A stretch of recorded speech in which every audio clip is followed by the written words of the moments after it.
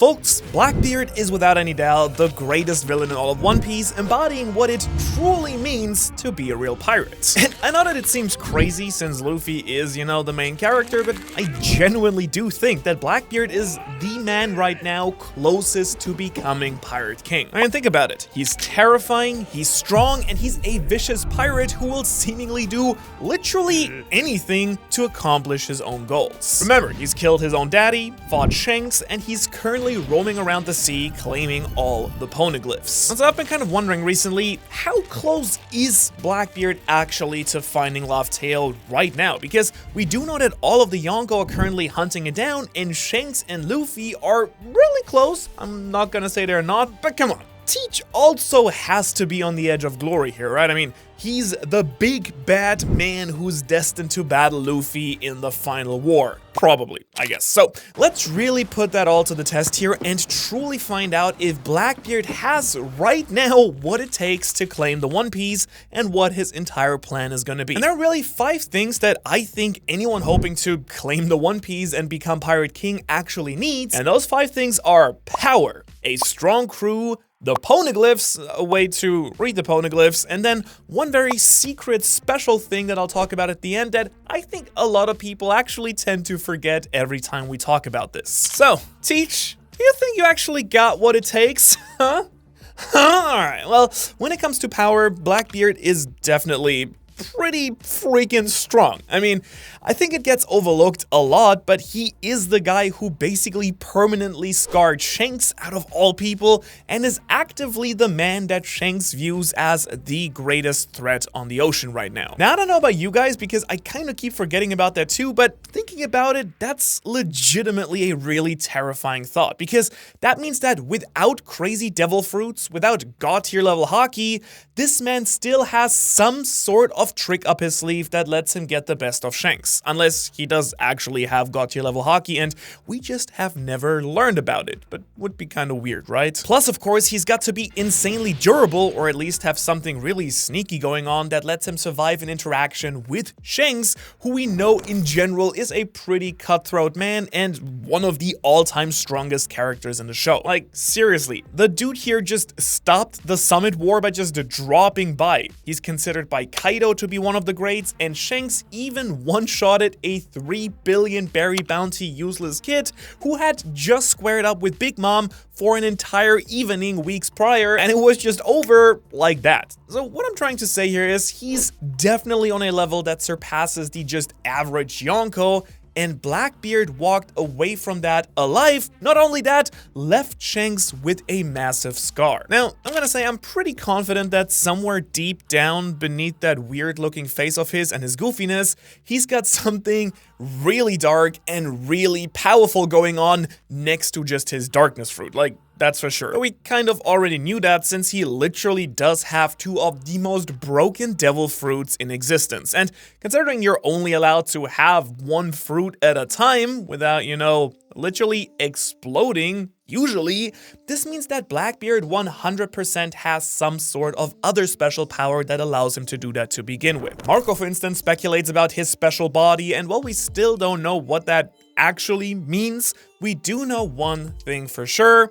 It makes Blackbeard one of the most powerful pirates in existence. Like, that dude can now rip apart the ocean and shatter entire islands with his Quake powers and then just go ahead and create dark voids and black holes and even negate devil fruit powers with his darkness fruit abilities as well. Plus, looking at the facts, he's actually not that bad when it comes to win-loss records either. I mean, seriously, for some reason, people always think that he's a bit of a fraud, and I think it probably stems from his absence and general fear of the Seraphim and when they were introduced and like the kind of, a little bit what's the right word? Anxious side that he has to him. But as we saw, even Luffy and Zoro weren't able to just casually defeat those wicked angels when they first fought them on Egghead Island. And so when I actually went and put all the fights that Blackbeard had on paper, we can actually see here that he's capable of defeating the likes of Law, Boa Hancock, the Revolutionary Army, and then even the remaining Whitebeard pirates all together. Actually, while we're on that subject, it's still not exactly known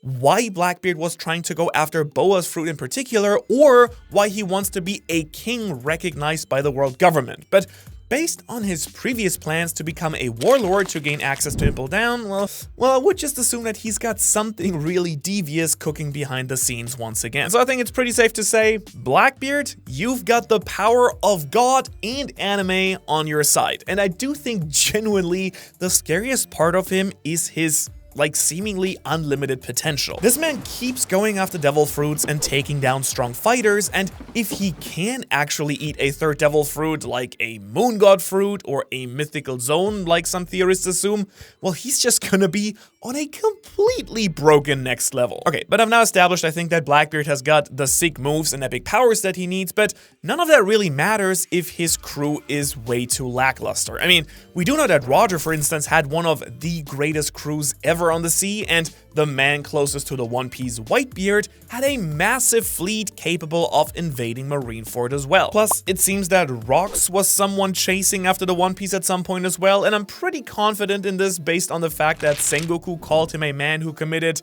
the greatest taboo in the world. And I mean, guys, come on, I hope you agree that this word choice in particular is very specifically used in One Piece, as it's almost always used to describe the act of pursuing the true history. And we of course already know that Rox had a crew unlike any other out there, and so it goes to show that he also would have thought a powerful group was absolutely necessary to make it all the way to Laugh Tale. And ultimately, it's just obvious from the show at this point that you do need incredibly strong allies to claim the One Piece. And so the question for this video is, cards on the table, does Blackbeard actually really have the right type of crew on his side to fulfill this goal? And well, the short answer is yeah, absolutely. And I can say that without any questions. Come on, if you thought I was gonna say anything else here, I don't think you've been actually paying attention or reading the series at all, because Blackbeard's crew might just genuinely, literally be the most broken group of assembled people sailing the high seas right now,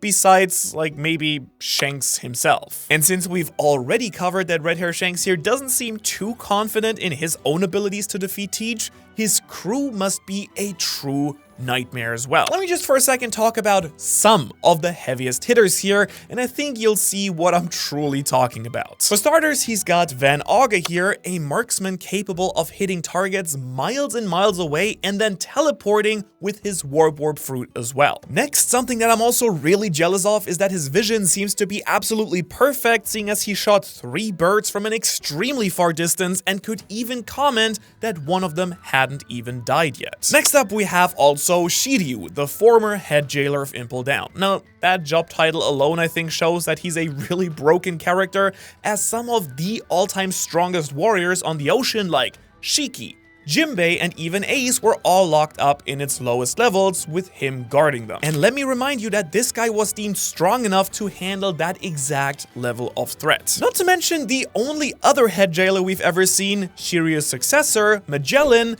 literally just straight up bodied everyone, including Blackbeard actually, during that very same arc. Seriously, this dude probably has some beyond Admiral level strength, and we do know that Shiryu is probably on par, if not even greater in strength than Magellan is as well. On top of that, Shiryu is also just one of the stealthiest characters around, as seen by his ability to sneak around Impel Down before he even received his crazy devil fruit, the Clear fruit, which, you know, is the fruit that makes you invisible, an invisible swordsman. That's good, yeah, that's pretty good, man. Let's just give the busted sword wielder who murdered for fun the power of invisibility now.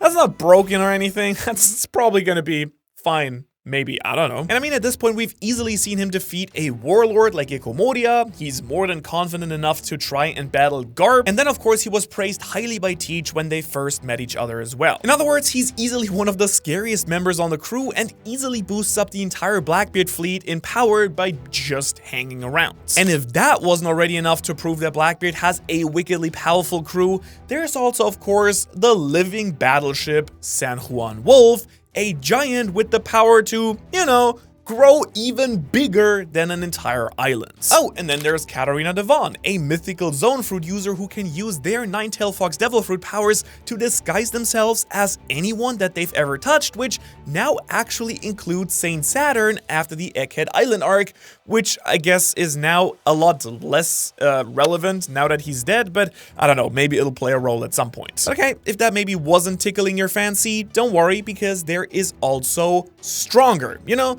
the sad, pathetic horse who ate the Pegasus fruit.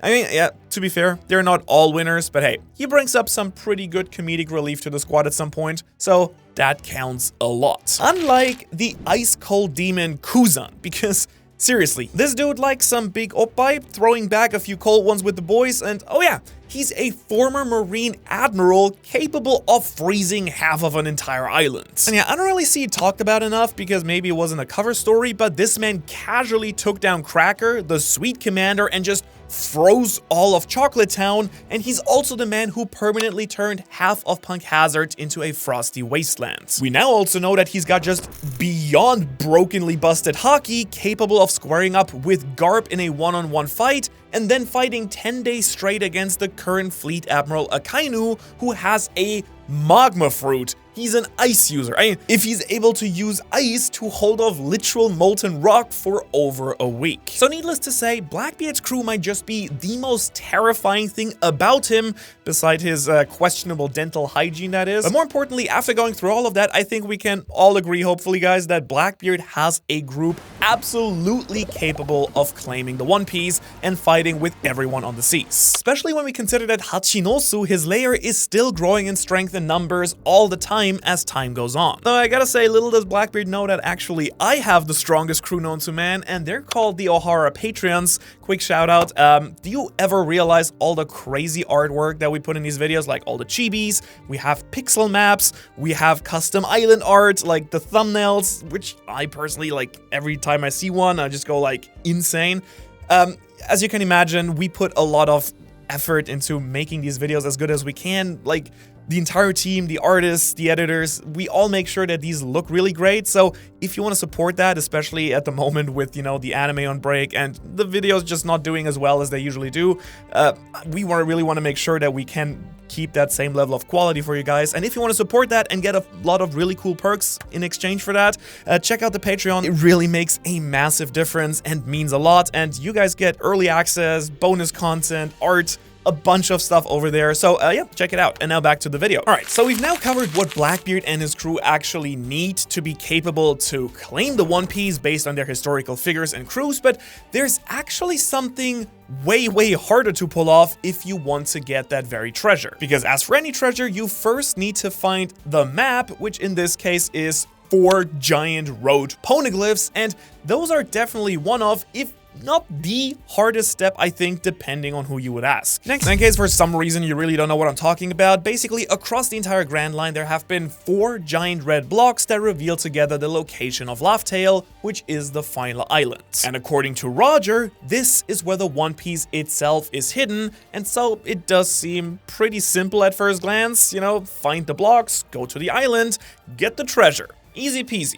Well, no, not quite. I mean, not really, unfortunately, because these blocks are hidden in truly, like, the wildest places. Like on top of Zunisha, a giant elephant who carries an entire nation on his back that is hiding one of the poneglyphs and that is just wandering through the ocean. No one knows where it is. And I've previously already touched on it, but a very important part of this problem is the fact that it seems like Roxy Zebek was someone who previously searched for the One Piece as well. And why would that be such a big issue, you ask? Well, the way I see it, the big dilemma here is that if this was the case, or possibly just because of Roger, a lot of the former Rocks pirates just happened to steal and hide the poneglyphs for themselves after Roger died. For example, Big Mom and Kaido both had a road poneglyph hidden in their territory, meaning that you previously needed to defeat 2 of the most powerful Yonko in existence to get your hands on any of these poneglyphs. And weirdly enough, Blackbeard either just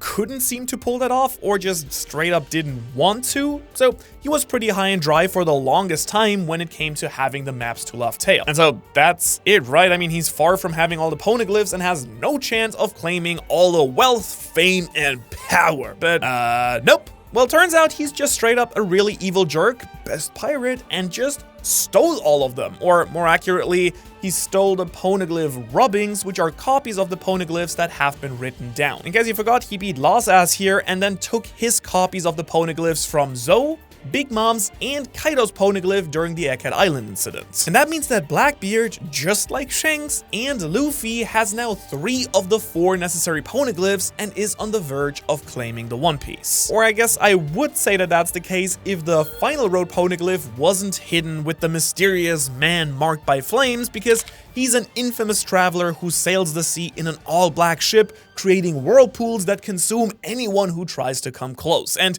seeing as nobody knows who this actually is, this part might actually be right now the biggest hurdle during the final saga for all the remaining Yonko. Shiryu and Aokiji believe that it could be a marine. Theorists have argued that it might be Dragon, or my man, Scalper Gaban, or based on Elbaf, it could also be even one of the Holy Knights. This mysterious figure here in the chapter 1121 spread about contenders for the One Piece, for example, seems to line up pretty well with the Shanks doppelganger, and seeing as there is one missing road poneglyph and this one guy is hidden, my guess is that he might be the one who has it, and that's why he's in the running right now. But all I do know is that whoever gets their hand on this poneglyph is gonna have a massive advantage to claiming the One Piece, and Blackbeard just seems to have the biggest head start here, seeing as he was the one looking for him before Wano even ever started. But as much as I hate to admit it, even getting them would still not be enough for someone to even find Laugh-Tale, because they would still need a way to translate these stones, since it was revealed that they are written in this ancient language only old Kozuki clan members like Sukiyaki here can actually read and write in, or of course Nico Robin, who studied the letters on Ohara. Meaning that without one of these insanely rare people who can read this, deciphering the map is just straight up impossible, unless you happen to have a member of the Three-Eye Tribe with you, a group of people who apparently can access the voice of all things and thus decipher the poneglyphs that way. And yep, you guessed it, you already know it, Blackbeard turns out to have one of those. He kind of stole her, you know, that dastardly pirate, and with her, he's now arguably the closest out of anyone in this double spread to finding the One Piece. Because thanks to Charlotte Pudding, who was captured by Admiral Kuzan, Blackbeard has everything someone would need on paper at least to claim the One Piece, except that one darn final missing poneglyph. I'm really feeling bad for Pudding. Like, I'm really sorry. Your powers are gonna get misused really badly, and I really only hope that Sanji can help you once this is all over, or hopefully even free you. Like, maybe if you're lucky, he'll even save you before this all turns out completely bad, but I did mention that there was actually something even more important to finding the One Piece than the first 4 steps earlier, which is gonna be our secret 5th requirement here. So, what was Manu teasing to, you know, keep the retention up? No, I think it's actually really important.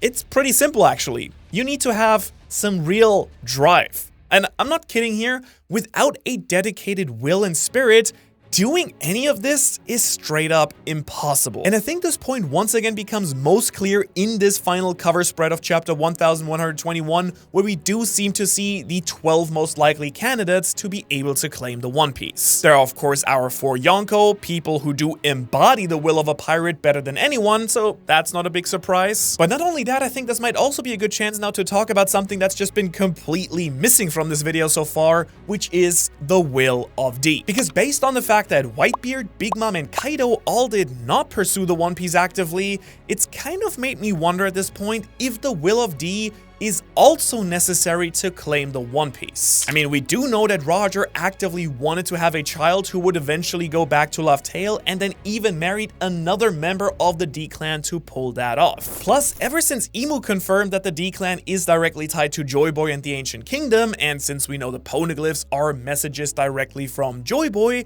it might actually just straight up be necessary to have the will of D with you. You know, to actually use or activate whatever the One Piece Hockey's truly is. And if that were to be the case, then Marshall D. Teach is definitely way closer by default to claiming this treasure than someone who isn't a D like Kuzan or Buggy. Unless Buggy D clown? Alright, I will say for now that is of course speculation, and it seems just as likely that you just basically need to have really powerful hockey and a really strong drive to chase your dreams, regardless of what that is. Because as we can see, everyone else at the end of chapter 1121 here seems to have a serious level of willpower when it comes to making their goals a reality. And based on that fact and all of the evidence that we've seen in the series, I would not be surprised if everyone on this page here ends up being a really powerful Conqueror's Hockey user as well. And for all we know, this could literally be the final piece necessary to claiming the One Piece as well. And if that were to be the case, well, in that case, I don't actually know if Blackbeard could do it, since we technically haven't seen him use it yet, but let's be real, he's probably got it, right? Right? I think the man's got it. Alright, but it also just straight up might not be a requirement, just something that embodies that will and drive even more. But what's way more important anyways is that the person who will claim this final prize has to put everything they have into claiming it, and Blackbeard has pretty much been doing this since day one, since we met him. Because everything that he's done so far seems to be part of a big master plan, presumably to become king of the world, just like Roxy Zebek planned as well. After all, Blackbeard carries his will and even named his own ship after him, calling it the Saber of Zebek. In other words, Blackbeard is a man who's got two things. He's got the spirit of Zebek pushing him, and he's absolutely got that dog in him. But what if that wasn't a coincidence, you know? What if the reason that Blackbeard seems to follow Rox's path is because he's literally his original loyal servant? And not just any servant, his loyal sidekick who sailed the seas with him. What I'm asking here is, what if Blackbeard was actually Roxy Zebek's loyal dog and finishing what his master started? And while I know this sounds insane, I promise you that this crazy theory from the Japanese One Piece community has some surprisingly strong legs, and you should absolutely check that idea out down below here. Otherwise, thanks so much for watching. I think these are really fun if you want to see more military breakdowns or, you know, like power level breakdowns of the different Yonko or any other character. Let me know in the comments, and otherwise I will see you in the next one. Shout out to the Patreons again. Again, if you want to check it out, help the channel, that would be great. You guys rock, and I will see you in the next one.